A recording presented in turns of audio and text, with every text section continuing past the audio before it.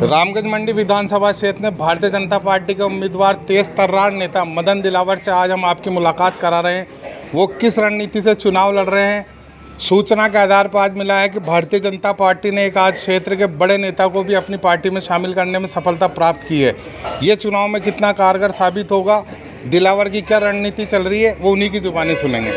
दिलावर जी, आप चुनाव लड़ रहे हैं दूसरी बार, वर्तमान में यहाँ से विधायक हैं।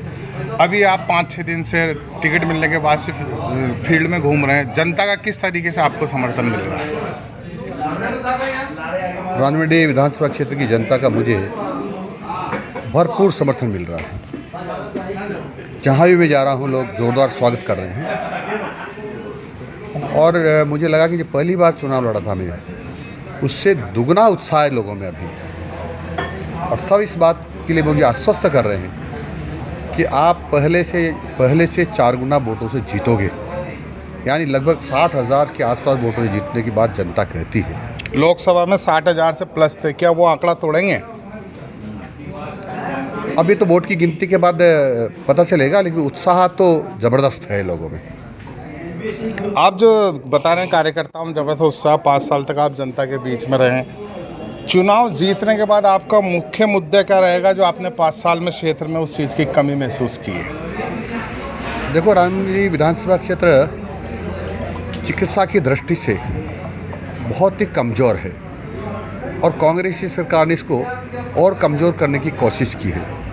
क्योंकि जितने भी हमारे CSC, PSC, सब सेंटर्स जितने भी हैं चिकित्सा विभाग के, अधिकांश में डॉक्टर्स, पैरामेडिकल स्टाफ नहीं है, और इक्विपमेंट्स नहीं हैं, जांच की मशीनें नहीं हैं, और जो एम्बुलेंस है वो भी किसी ने दी है, जिसे MLA कोष से या MP कोष से, वो अभी नई की नई 5 साल में खटाड़ा हो गए। इन पर ड्राइवर नहीं है।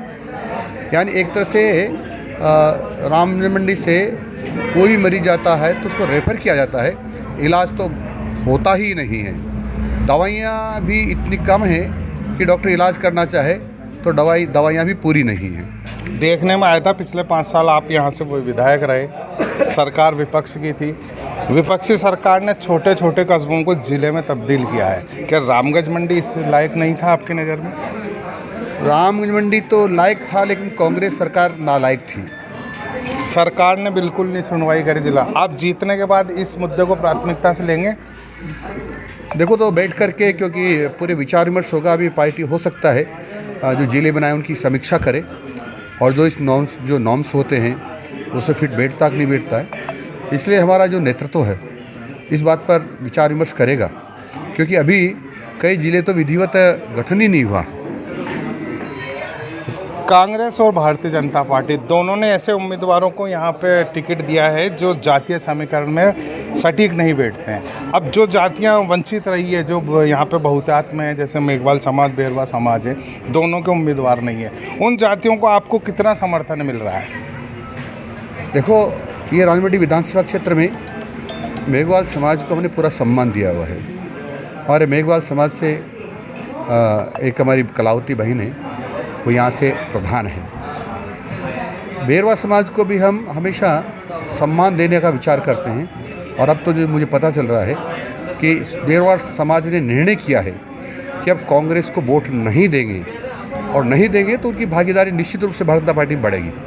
अभी सूचना मिली है कि बेरवा समाज के बड़े नेता जो 2 बार यहाँ कांग्रेस से चुनाव लड़ चुके रामगोपाल बेरवा ने भारतीय जनता पार्टी का दामन थामा है।